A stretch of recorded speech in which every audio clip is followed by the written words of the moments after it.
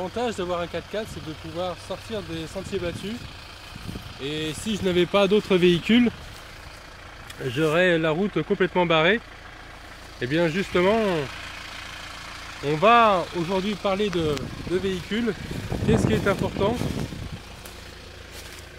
pour les loisirs ou pour le survivalisme en général concernant l'évacuation? La première des règles, c'est de pouvoir franchir un barrage comme celui-ci. Allez, c'est parti.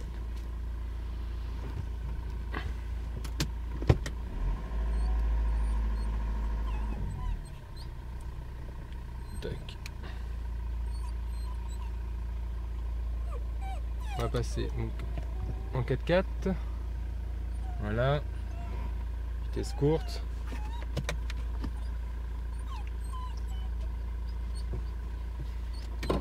Allez, maintenant on est en 4 roues motrices et on va essayer de franchir ce barrage.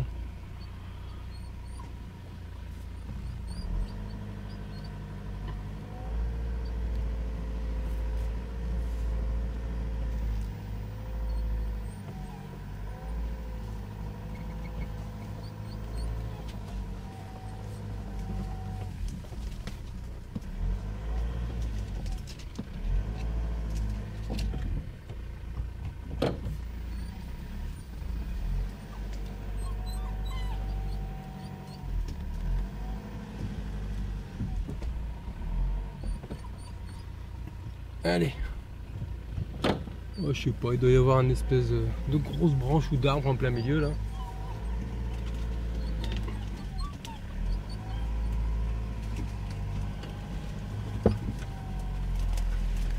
Voilà, donc la hauteur de quai c'est très importante. Et voilà. On est passé.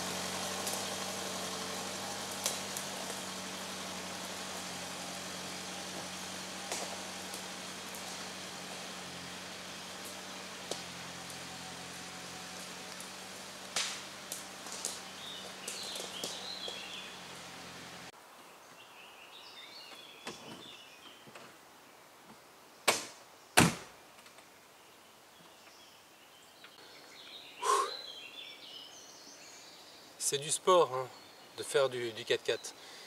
Alors voilà, je tenais à parler de ce sujet qui pour moi me semble quand même important, que ce soit donc dans le domaine du survivalisme ou dans le loisir ou dehors, donc tout ce qui est en rapport avec les activités dans la montagne ou dans la forêt. Alors comme on l'a vu tout à l'heure en préambule, eh bien en cas d'évacuation, si jamais il y a un barrage, il faut pouvoir franchir ce barrage. Donc il peut être fait donc, de barrières, comme on l'a vu, mais également de barrages voitures, d'un tronc d'arbre tout simplement qui serait tombé. Donc également ça peut nécessiter donc, de l'outillage à l'intérieur, on va le voir donc, à la fin de cette vidéo. Il y a environ 2 mois, je suis resté embourbé sur ma pelouse. La terre était très humide. Alors on a beau avoir une grosse berline, 200 chevaux, toutes les options, eh bien on reste comme un con. Et puis c'est ma voisine qui m'a sorti de là avec son 4x4 et une corde. Alors ben, ça a fait tilt et je me suis dit ben, pourquoi pas me débarrasser de cette berline luxueuse de manière ostentatoire et finalement inutile pour quelque chose de beaucoup plus utile, limite un tracteur. Alors, on va parler donc du véhicule d'évacuation. Donc il y a trois règles d'or. La première, c'est sa capacité d'emport. Qu'est-ce qu'elle peut emporter? Combien de personnes? Combien de bagages? Deuxièmement, son autonomie. Donc pour une telle quantité de carburant, où est-ce qu'elle peut m'amener? Et troisièmement, sa capacité de franchissement. Est-ce qu'elle est suffisamment haute de caisse? Mais en même temps, avoir une caisse haute ne veut pas dire nécessairement franchissement, puisque un SUV n'aurait pas franchi ce que je viens de franchir. Il faut absolument et impérativement donc 4 roues motrices, puisqu'il y a tout ce mécanisme de boîte de transmission qui permet justement de pouvoir passer sur des terrains qui sont soit de la boue, là c'est très facile, mais je suis déjà passé dans 30 cm de boue et ça passe sans problème. Tout ce qui est terrain glissant, également la neige, la glace, etc. Ou même l'eau, hein, traverser une rivière. Essayez de le faire avec une berline, je crois que vous allez vous tremper les pieds. Là, tout est étudié au niveau des joints, sur tout le pourtour de la porte. C'est fait justement pour ne pas être imprégné d'eau. La hauteur également du pot d'échappement. La prise d'air également. Tout est étudié pour justement le franchissement. Donc je voulais absolument un véhicule passe-partout qui me permette, donc, on l'a dit, de mettre beaucoup de choses à l'intérieur. Donc là c'est un break, vous voyez le vélo il loge sans problème alors qu'il y a un siège enfant d'installer à l'arrière. Bon. Là on peut stocker de la nourriture, des vêtements, pourquoi pas une toile de tente. Pour le camping c'est vraiment l'idéal. Ensuite, eh bien l'autonomie, quand on choisit un 4x4, il faut savoir que ça consomme toujours un peu plus, de par les pneus, de par la hauteur de caisse, et surtout la transmission, puisque ce sont en général des propulsions. C'est beaucoup plus gourmand. Si jamais on tape dans des marques américaines, on va style Jeep et compagnie, on va être sur du 14 litres. Je parle du Cherokee. C'est sûr que le nouveau Jeep Wrangler 2014, lui va être un peu plus économique, puisque ça y est, les États-Unis commencent à regarder au prix du carburant. Mais c'est un phénomène relativement récent. Ensuite, tout ce qui est Toyota, c'est très costaud, mais c'est introuvable. Donc celui-ci, c'est un Opel Frontera. C'est un véhicule qui a 15 ans. Donc là, je suis donc à un petit peu moins de 9 litres au 100. Voilà. Donc bon, ça consomme, hein, mais j'ai comme projet de lui installer un kit de post-combustion Guillier-Pantone. Donc on verra par la suite. Et après un certain nombre de mois pour vous dire ce que j'en pense de son efficacité et éventuellement d'une corrosion au niveau des pistons, on verra plus tard. C'est très bien pour ce genre de véhicule puisque c'est des véhicules qui chauffent beaucoup. On rentrera dans les détails sur la petite histoire de cette invention américano-française. L'autonomie, hein, le troisième point le plus important, bien sûr il faut un gros réservoir et une consommation de carburant raisonnable. C'est ce qui va être un point positif par rapport à une moto. Si une moto peut se faufiler entre les voitures, elle aura du mal avec un seul plein à faire plus de 200 bornes. Ça devient compliqué. Ou une grosse routière à la limite 250 km. Alors c'est vrai que c'est un sujet qui n'est pas beaucoup abordé, sauf quelques-uns. Par exemple, apprenti survivaliste qui lui a un Defender, je crois, Land Rover, donc ça c'est très très recherché. Au début j'avais l'envie de passer sur un véhicule complètement hors norme. Je vais mettre la photo là maintenant. Fabrication polonaise je crois, mais avec un moteur Peugeot. Bon, après, il faut que la compagne veuille bien monter dedans. Il faut qu'au niveau de la sécurité pour les enfants, eh bien, tous les airbags fonctionnels, un ABS. Bon, alors bien sûr, on peut le prendre comme un jouet, donc véhicule secondaire pour le week-end, que ce soit pour la chasse, la pêche, enfin, toute sortie dans la nature. Après, bon, ben, ça nécessite plusieurs assurances, etc. Donc si on veut un véhicule passe-partout, qui serve aussi bien à aller au travail que pour les sorties week-end, eh bien il faut une espèce de mixte. Donc voilà pourquoi j'ai opté pour ce modèle-là. Mécanique relativement simple, même s'il y a quand même un peu d'électronique, avec la notice d'utilisation de ce véhicule, je peux arriver à me débrouiller. Et croyez-moi, j'ai pas beaucoup de talent en ce qui concerne la mécanique, mais bon, par exemple au niveau de la courroie de distribution, c'est sans entretien puisque c'est une chaîne. C'est des petits détails comme ça, bon, il n'y a pas besoin de brancher une console et un ordinateur pour faire la vidange. Bon. Alors qu'avec les véhicules actuels, c'est déjà plus compliqué de se débrouiller soi-même. Je sais qu'on est beaucoup à aimer les films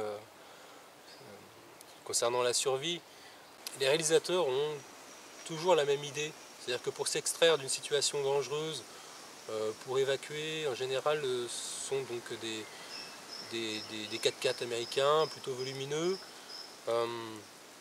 Mais dans un film, un survivaliste, un vrai pur et dur, armé jusqu'aux dents, avec sa grande réserve alimentaire, lui avait opté pour des toutes petites voitures minuscules, limite des voitures sans permis, à essence, qui consomment très très peu, toutes petites roues. Alors au niveau de l'autonomie, ça c'est très bien. Par contre, au niveau du franchissement, c'est complètement nul. Et au niveau de l'emport, encore pire. Également, on va avoir dans la série Famille survivaliste des personnes qui vont avoir limite des tanks, des véhicules gigantesques avec des pneus pour en trouver une fois qu'il est crevé, bon courage. Limite, sont capables d'avaler de l'huile de friture pour rouler. Par contre, ça fait du 25 litres au 100. Alors il va en falloir faire des frites pour pouvoir faire avancer ce véhicule. Voilà. Donc toujours rester modéré, redescendre un petit peu sur terre et puis choisir quelque chose qui va à peu près bien partout, même s'il n'est pas absolument excellent dans chaque catégorie. En tout cas, moi je suis très satisfait, très content de ce vieux coucou. Je voulais absolument parce qu'il correspondait à tous les critères et également au niveau de l'esthétique parce que je ne le trouve pas vilain. On va terminer donc cette vidéo. Ça sera l'occasion de vous montrer et également après le kit urbain, eh bien le kit voiture.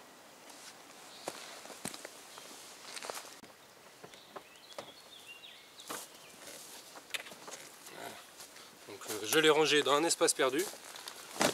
Voilà. Alors on va faire le tour ensemble. Donc au niveau du contenant, donc c'est une boîte à base de PVC avec des bonnes poignées sur le côté. Voilà. Donc qu'est-ce qu'il y a à l'intérieur? Déjà donc une scie, comme on l'a vu tout à l'heure, une branche peut nous barrer le passage. Donc garder son étui pour éviter l'oxydation. Une corde. C'est d'ailleurs la corde qui a permis à ma voisine de me sortir du pétrin. Elle est en nylon, bon, c'est d'une sorte de polyvinyle, 20 mm de diamètre. Alors ça ne se trouve pas n'importe où, croyez-moi. Alors évidemment une paire de pinces pour pouvoir démarrer en cas de panne de batterie. Toujours un rouleau de scotch type américain, une pelle pour pouvoir creuser sous la roue si jamais on est embourbé, pouvoir justement y stocker une branche qu'on aura sciée au préalable pour pouvoir passer justement sur la boue. Ce genre de pelle pliante, pas besoin d'aller dans un surplus militaire, on peut en trouver tout simplement chez Decathlon pour une dizaine d'euros. Un extincteur, donc ça peut vous servir à vous pour votre véhicule, mais également une voiture qui serait sur le bord de la route avec le capot ouvert et puis de la fumée. Une réserve de carburant,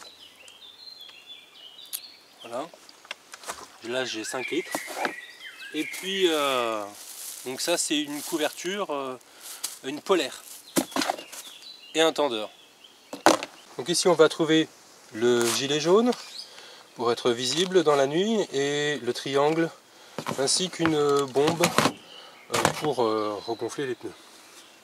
Moi je prends systématiquement du 600 ml, c'est les plus grosses, en tout cas à ma connaissance.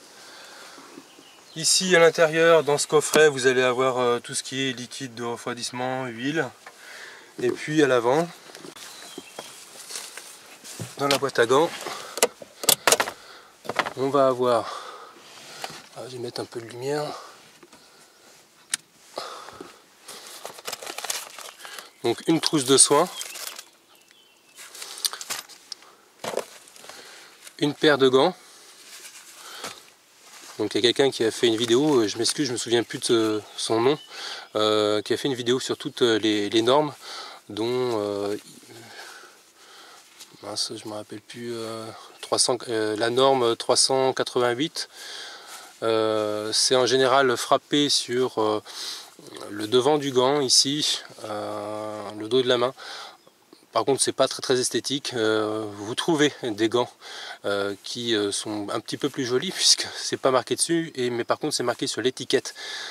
Lorsque vous achetez la paire de gants, il est bien stipulé qu'il correspond donc à cette norme là sur l'étiquette.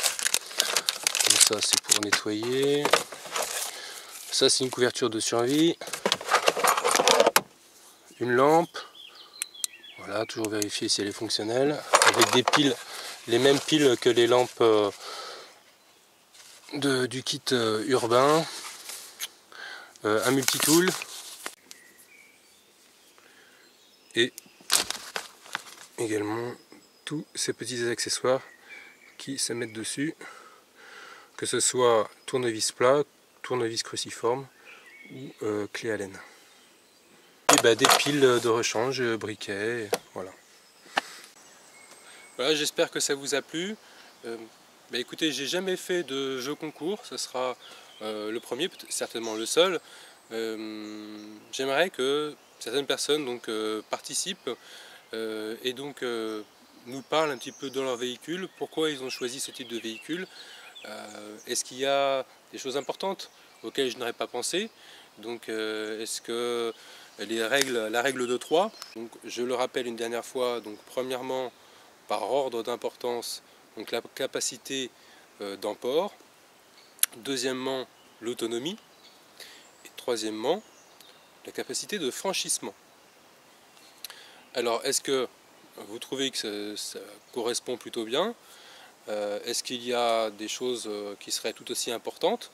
Est-ce que vous mettriez cette importance dans un ordre différent? En tout cas, montrez-moi donc votre véhicule et essayez d'apporter donc des nouvelles idées et également sur ce qui pourrait faire partie du kit de la voiture, le DC véhicule. Eh bien, merci de joindre votre vidéo à celle-ci, et puis parmi les participants, donc j'offrirai un cadeau qui pourra intégrer ce kit véhicule. Voilà, je vous dis à bientôt pour une prochaine vidéo. Ciao.